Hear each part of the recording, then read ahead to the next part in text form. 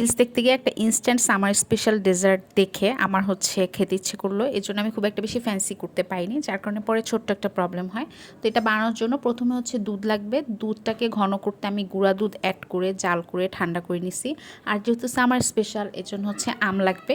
কিছু আম হচ্ছে আমি ছোট ছোট চাং চাং করে কেটে নিয়েছি, আর কিছু আম হচ্ছে আমি ম্যাঙ্গো পিউরি বানাবো সেটার জন্য আলাদা করে নিয়েছি, এবং পরবর্তীতে সেটাকে ব্লেন্ড করে একটা মিহি ম্যাঙ্গো পিউরি রেডি করে নিলাম। আর এটা বানানোর জন্য হচ্ছে আমার সাবুদানা লাগবে, সেজন্য হচ্ছে আমি কিছু সাবুদানা বয়েল করে নিয়েছি, আমারটা একটু কম বয়েল হয়েছে। এখন হচ্ছে আমি সব কিছু একসাথে মিক্স করে ডেজার্টটা রেডি করব। তো প্রথমে হচ্ছে আমি সাবুদানা দিলাম, এরপরে হচ্ছে আমি যে ম্যাঙ্গো পিউরিটা রেডি করছি সেটা দিব। এই ডেজার্টটা বানানোর জন্য হচ্ছে একটু বেশি হলুদ, তারপর একটু বেশি মিষ্টি আম ব্যবহার করলে হচ্ছে রেজাল্ট ভালো পাওয়া যায়।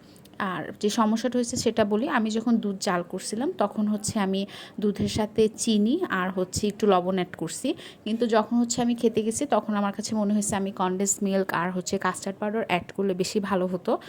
কারণ হচ্ছে এটা টেস্টটা অনেকটা মানে লাগতেছে হচ্ছে আম দুধ ভাত খাই যেরকম সেরকম একটা টেস্ট আসতেছে।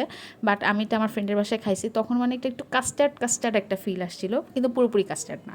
আচ্ছা যাই হোক, এখন হচ্ছে আমি ছোট ছোট যে আমের টুকরাগুলো সেটা দিছি যাতে প্রতি বাইটে বাইটে আমটা পড়ে। এরপর হচ্ছে ফ্রিজ করে তারপর ঠান্ডা করে এটা খেতে হবে, অনেক মজা লাগে একদম।